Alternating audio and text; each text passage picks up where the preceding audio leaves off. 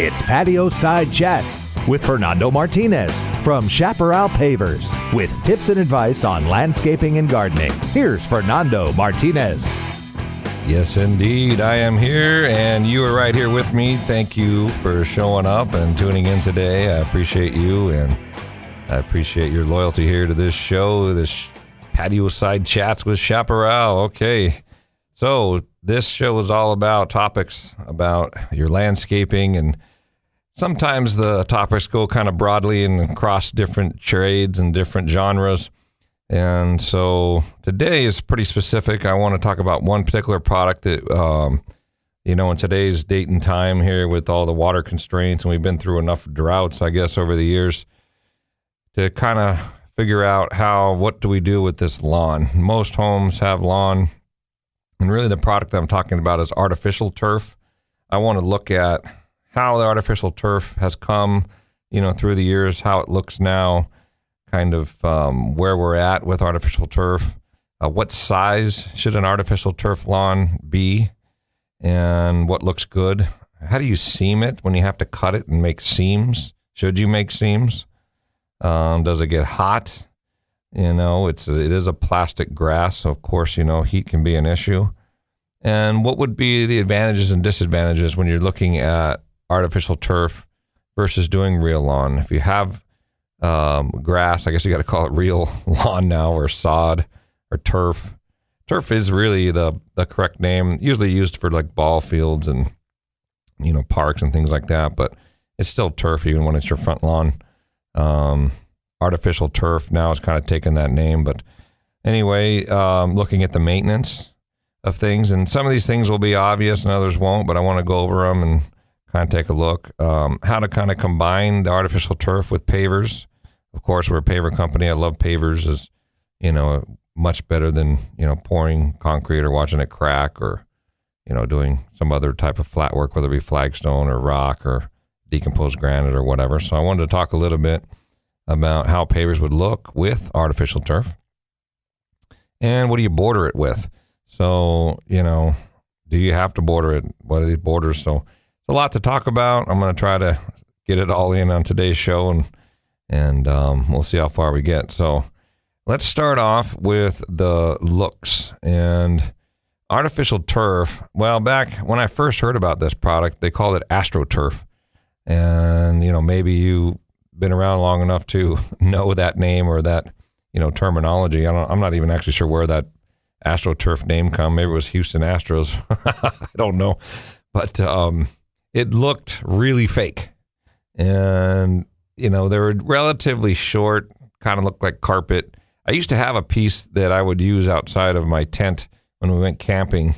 I would throw this piece of AstroTurf out, and you could wipe your feet on it, or have a little bit of, what looked like grass outside of my tent when we went camping and stuff. But nowadays, it has gotten much, much better. And I'm sure if you've been in any box store or, hardware store or an irrigation supply company, everybody's carrying it now. They're carrying all the different products for it. Costco, I've seen it over there. So it's kind of in the psyche now, and it's definitely come a long way from where it was. So number one, when you're looking at artificial turfs, the way they grade them is by weight, and there'll be an ounce rating on there. And so it could be, as light as 60 ounce, could be as, high as 90 ounce. I've seen a couple in the hundreds, 100 ounce, 102 ounce, whatever. But somewhere around 90 ounces is going to be, and I'm not sure if maybe it's a square foot or however they're weighing it. But what it's referring to is how dense the material is. So the lower the ounce rating is, the less dense it's going to be, the less blades and less material is actually going to be there per square foot. So you don't want to be at the low end of that ounce rating. You want to be kind of the middle to high range, so that it's good and thick and dense, and there's a lot of blades essentially there on the artificial turf. So the other good thing about it these days is they have, which I don't know why it took them so long to figure it out, but they put in like a brown thatch, how grass would normally look. So, as grass grows, the blade comes up, it kind of dies off. The new blade comes up and grows next to it, and then the old kind of brownish, light tan color, dying leaves as the grass is going through its cycle becomes part of the look of a natural lawn. And we call it thatch. You ever probably maybe heard the terminology, I'm going to de-thatch my lawn. They're talking about that brown kind of tan thatch stuff that you can try to take out of your grass and thin it out and air it out. And it's a good thing to do every few years if you have real lawn and, keep it looking good. But the new artificial turfs have that thatch built in, which in my opinion makes them look really, really good and much more realistic. Now, because since we're talking about looks and aesthetics here, it's still like when you have a lawn that's exactly perfect, the whole thing, there's no dry spots, there's not a single weed, there's nothing there. It's that alone, however realistic the grass looks, in my opinion, kind of makes it look fake still because it's almost too perfect. And so what I tell people when you do artificial turf, I love doing them by trees where the leaves are falling. And I tell them, don't clean it up so ultra clean all the time. I mean, you don't want the leaves completely covering the turf, obviously, but a few leaves on there and, let it get kind of dusty. And, even if one or two weeds are growing out of the side or something, it's not the end of the world to me because it makes it kind of look more realistic. And I like it better when it's dusty. I like to see a little bit of leaves on there and leave them on there. And to me, that starts to look a little more realistic. And I like to have, even where plants are kind of growing in maybe over the grass a little bit and dropping some flowers on it, anything to give it a more realistic view, because the whole idea behind lawns is they're supposed to give you that serene kind of cool vibe and this feel. And if we look at something and we feel like it's fake or plasticky, it's definitely not going to give us that feeling or that vibe. And that's what this show is all about. When I run my company, I want everything to feel really good. I'm always like, when it comes to design, how do things feel? So it's huge to me. If something feels fake, nobody wants to put fake flowers out there, that looks fake. It would be low maintenance or whatever. We can go on and on about that. But if it doesn't look good, there's really no point to it. So that's kind of the whole looks thing. They've come a long way. They look really good. And try to get somewhere where you can do them and don't have them too clean and let them look kind of natural. Give them a natural shape with curves and things and stuff like that. So now it's kind of like laying carpet when you're laying artificial turf outside. So think about, there's a direction to it and there's a width to the roll. And so when it comes to sizing and it comes to seams, this is very important. So the roll is 15 feet wide. So the best suggestion I can give you for artificial turf and the best seaming advice, which is for those seams, is not to have any. So if there's any way possible you can do what you're trying to do within a 15-foot width, then you're going to be much better off and it's going to look fantastic and great without any problems at all. It can be up to, I think 100 feet is the max. These rolls are extremely heavy. If you ever try to lift a 15-foot by 100-foot roll, it's insane. It takes a forklift to lift it up and try to spread it out. So hopefully you're not 100 feet long. But any length less than 100 feet by 15 feet wide, you can do it in one piece. And you can cut and trim and make a natural shape out of it and do something nice. So for smaller areas, small lawns, 15 by 25, 15 by 30, 15 by 15 or 10 by 15. Those are going to be really easy to install, and they're going to be one piece turf. You're going to be easily manageable, be able to move it. It's still pretty heavy. Even a 15 by 30 foot piece is going to take at least two guys to, strong guys to move it around, and so that way you don't have to deal with any seams. Now, if for some reason there's just no way you're able to do that, it doesn't work out, and you have to do seams, you can do them, but it's not easy. And if you don't get it right, you'll always see that seam, and it looks like this line, this nice straight line going down your grass that you see, and again, it adds to that fakeness, and it loses the vibe that I want you to have. Now, I'm not saying it isn't possible, especially with the really dense ones. It's extremely hard to seam with the low ounce, the 60 ounce, versions of the artificial turf where there's not a whole lot of foliage there anyway. So the thicker, denser turfs are easier to seam, and you'll see them less. Try to seam it in an area where it's not going to be seen a lot. Seen the seam. So that way, just in case, it's semi-visible when you're finished, it's at least not in the most obvious area. If you had the seam and there was one area by the front door and you could reverse the pattern and have the seam be away from the front door on the other side of the lawn, then obviously that would be better. So think about that. If you have to seam it, they do make a seam tape and glue. And remember, don't cut it from the top. You want to turn it over and cut it from the bottom so that you don't damage the leaves of the grass coming up. Because the more you cut those leaves from the top, if you just run your blade, which is actually the easiest thing to do, because you unroll it and says, I'm going to cut it here, and you just take your knife and you cut it right down the top. You can cut off a lot of the blades that are there on that edge. And then when you try to do that to the other side, you do that on both sides, and you try to edge the seam together, it's going to be more noticeable. Where if you cut it from the bottom and don't let your blade go all the way through, it's like a tarp underneath, like just a flat black, piece of, I don't know what it is actually, or like a tarp type of material. You cut it there and don't go all the way through it, the matting that's at the base, and don't let your blade go all the way through to the grass blades. And that'll keep it nice and clean. You'll get the most, puffiness of all the leaves can interlock, and to really try to hide that seam. They do make seam templates where you can make S's and stuff out of them. But again, if you can avoid the seams, avoid them at all costs. Now, let's talk about heat. One thing that I was told, and I was a little surprised by it when they told it to me when I was first learning about installation of artificial turf and all different products, and you go to these seminars and, hands-on, meetings where they show you how to do all this stuff. But they were saying the windows, if the sun is coming in at an angle and hitting a window and reflecting the light back onto the artificial turf, and this can happen, it can actually melt the turf.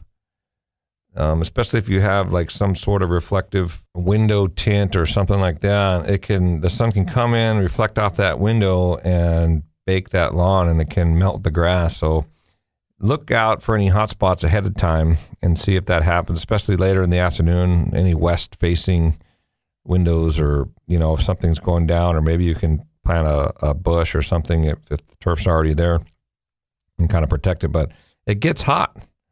So because it's, a plastic product and it gets warm, very unlike obviously a regular lawn. So you could make a case, if you already had existing sprinklers there, of leaving them in place. And if you wanted to, go out there and enjoy your lawn on a hot day, you could turn the sprinklers on for a few minutes ahead of time. It'll cool right down pretty quickly. And if you don't have sprinklers, I wouldn't recommend installing sprinklers just for that. But if they were there, especially, again, if it's not a huge area, you can just take the hose it down. You'll get all that moisture. The water itself will cool the area down, and the grass will be cooled down. So it's a consideration, but I don't think it's a deal breaker necessarily. Now, when it comes to artificial turf versus sod lawn, and let's say you for sure, part of your design, you want to be, have some sort of lawn incorporated for whatever the reason. You could have lawn games or Frisbee, or, dogs. You want to play, throwing the ball or whatever, however you see yourself using, whether it's a front lawn or a back lawn or whatever it is. That use is really important. So I want you to have that use and decide, okay, do I want to use regular grass or do I want to do artificial turf? So with regular grass, you obviously you have to put sprinklers. I mean, you can think that you're going to hand water it or whatever, but lawns generally are too large for hand watering, and they need pretty consistent every week, multiple days a week of watering. So I think it wouldn't really make a whole lot of sense not doing sprinklers. So you have to put in a sprinkler system and the valves and the timer. Okay, and then you're going to have obviously the expense of the water. Then the sod itself is relatively cheap, and that's the other thing. Artificial turf is not cheap. It can be kind of expensive, especially the good stuff, which is what you're going to want. And so, it's a cost. You have to really kind of do the ROI on it. This isn't a business, but if we're taking care of your yard and you're trying to figure out how much you want to spend versus, how much enjoyment am I going to get out of it? How much is it going to cost me to put it in? Artificial turf could actually end up being cheaper in the long run. If you really think about it, the cost of maintaining a lawn with a gardener, or you're going to do it yourself with a lawnmower, the time that you're going to invest to go out there. Most people, we would get a gardener, so you got to factor in the cost of the maintenance. You got the cost of the water. You're going to have to fertilize it. The sprinklers are going to have to be repaired. They're not going to be perfect forever. There's going to be sprinkler repair involved. Even the lawn could get damaged, could get gophers. Could be a number of things that, maintenance-wise, to keep the grass green and growing. Even the sound, I think, should be considered. When you're out there mowing with the machine, or the gardener comes, and then the weed whackers, you got to go around the edge, and the blowers coming around. And it's a really noisy endeavor. I mean, a lot of times I think, you get the gardener coming every week, and if you didn't have a lawn, because a lot of people are going with no lawn at all, there's no reason for the gardener to be there every week with no grass. The grass is really the only reason. You could come every other week. You could come once a month and do pruning and trimming. Maybe during the summer you might need if the weeds are growing, especially spring after rains, you could get an influx of weeds. But it's a lot less gardening to do when you don't have real grass. There's very little sprinkler work to fix. If you have all just planters with drip system, drip's pretty simple to fix. Most people could do it on their own. There's no glue or PVC pipe or anything. Everything's just, compression fittings and little emitters. You can just push them in. If you needed a goof plug, you can plug a hole or whatever. It's pretty simple. So the maintenance is really the biggest thing in this whole grass versus artificial turf. The advantage of grass is, number one, it's real. It's going to feel real. It's going to be nice and cool with the water. It's not going to get hot. And there's just nothing like the feel of real grass. And, you get that classic look. Trying to do different types of lawns really makes no sense. I've tried it over the years and just stay with dwarf fescue grass. That's what they grow mostly here for this area, and we have very little problems with it. It's a pretty tough plant as far as plants go. You can imagine you're stepping on it, walking on it, mowing it. So grass is really one of the toughest plants out there. Even if it gets dry as a bone, you start watering it, looks dead, comes right back. It's an amazing plant. But if you can get what you're trying to do and you're okay, with the look and you can be happy with that, you don't mind hosing it down when it's hot and keeping it cool. There's no, reflection in the windows trying to melt it. It can be really advantageous, and it can save you money on the water, save you money on sprinkler repair, and save you money on the maintenance of a gardener or going out there and doing it yourself. So there's something to think about there. Another use for it, especially in backyards, would be a putting green. If you're a golfer, you love golf, and you want to work on your putting game in your backyard, it gives artificial turf a reason to be there. And the putting green, the bent grass, it actually looks really good. It looks like bent grass. It's a much more realistic idea of having a perfect lawn, because putting greens are sometimes perfect. So it gives you that feel, and then you can use the regular artificial turf on the outside of that. And really, it's a win-win. So there's a lot to it, and you can make a decision whether you think it's the right thing for you. When we come back on the other side of the break, I want to talk about how it looks with pavers and talk about a little bit about the border. If you want to hear any past radio shows, or if you missed any part of this show, you can go to our YouTube channel, Chaparral Pavers on YouTube. And of course, you can always catch us on the web at ILoveToComeHome.com. Okay, we'll be right back. We'll see you on the other side of the break. You're listening to Patio Side Chats with Fernando Martinez from Chaparral Pavers on California's Central Coast. Here on 1240 AM and 99.5 FM, KSMA. This show is brought to you by Airval Block. Concrete paving stones or pavers are not all created equal. Airval Block pavers are created from a dry mix of gravel, sand, cement, and color. With very little water used, they're super strong. They won't crack or fade. And to be an Airval Block paver, the gravel and sand come from right here on the Central Coast, supporting our local community. Airval Block is the only local manufacturer of concrete masonry products like pavers, mortarless retaining wall blocks. Airval Block products are high quality for peace of mind, and there are many colors to choose from. And if you're not sure which products you need or how to use them, you will always get expert advice from the staff at Airval Block. Products made on the Central Coast for the Central Coast. Visit their fully landscaped outdoor showroom to see the many ways you can use Airval Block products at number 1 Suburban Road in San Luis Obispo. Or go online at airvalblock.com. If you're thinking about installing a new paver patio or paver driveway, check out Chaparral Pavers online at ilovetocomehome.com. Serving the Central Coast since 2001, Chaparral Pavers will work with you to get it right and complete the job to your specifications, as customer service is king at Chaparral Pavers. Paver driveways are stylish and durable and guaranteed to never crack. If your old concrete driveway or entryway is a hazardous cracking mess, it's time to call Chaparral Pavers. Go to their website, ilovetocomehome.com. You'll find all the information you need. Check out photographs of past installations and reviews from Central Coast residents who have used Chaparral Pavers. And don't forget, all installations are guaranteed for the life of your home. So check out Chaparral Pavers online at ilovetocomehome.com. Chaparral Pavers, they'll make you love to come home. Now, back to Patio Side Chats with Fernando Martinez from Chaparral Pavers on KSMA. And we're back. Okay, we are talking about artificial turf, fake grass, AstroTurf. Mostly it's artificial turf, synthetic lawn. It's another name that I've heard. Mostly I call it artificial turf. I think that's the most correct name that I've seen and heard. And, we're talking about compared to real grass, which is kind of what we're all used to. The looks have come a long way. Things look really, really a lot better than they ever have. And it's more realistic.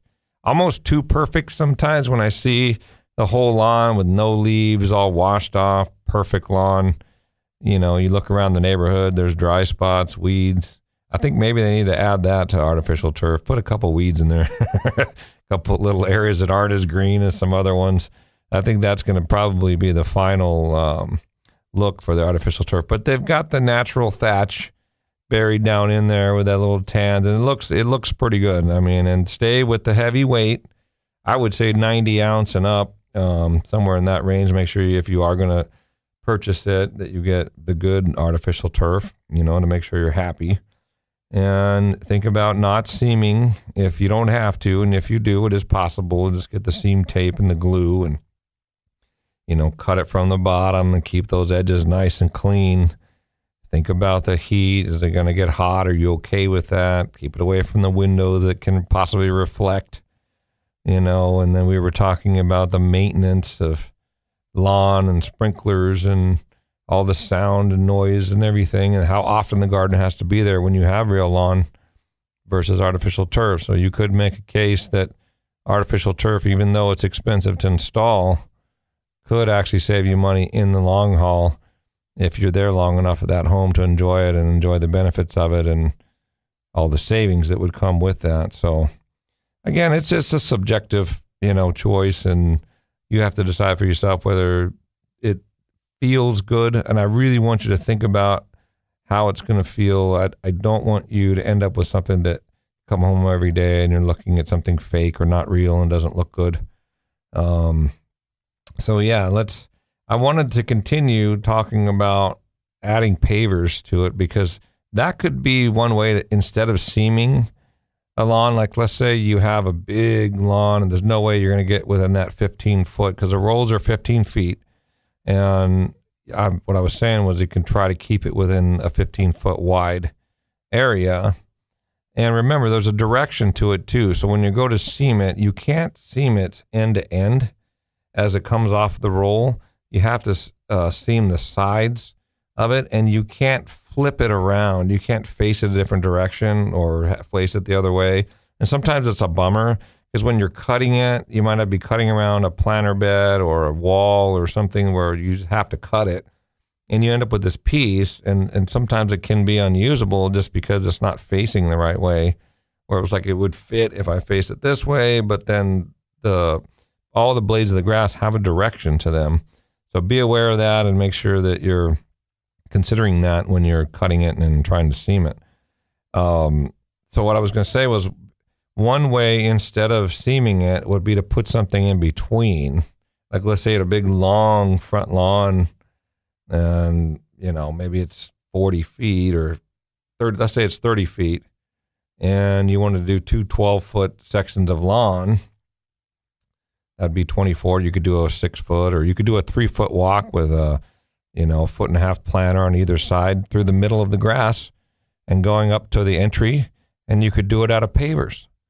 So if you put a paver walk in between the lawn, it looks amazing, by the way. We've done this several times. We just got done doing it on one job. We used a beautiful flagstone paver with a square paver border going up to the entry, and you've got artificial turf on one side, you got artificial turf on the other side, and that way you can kind of break up those seams instead of having to have the whole thing be grass and then you have a seam going right down the middle. And if you can see it in any way, it just kind of blows it for me. I'm thinking like, wow, is that grass real? And it's got the leaves on there, a natural shape. And then I'm walking by and I see this straight line of a seam going down. It's like, no, that for sure it's fake. Then it makes it obvious. So be really careful with the seams. And if you're going to do them, then think about that as an option there. So that is all the time we have today. Thank you very much for tuning into this show. Catch us on YouTube. You can hear any of our radio shows there. Chaparral Pavers on YouTube. Check it out. And you can always catch us on the web at ilovetocomehome.com. We will see you next week.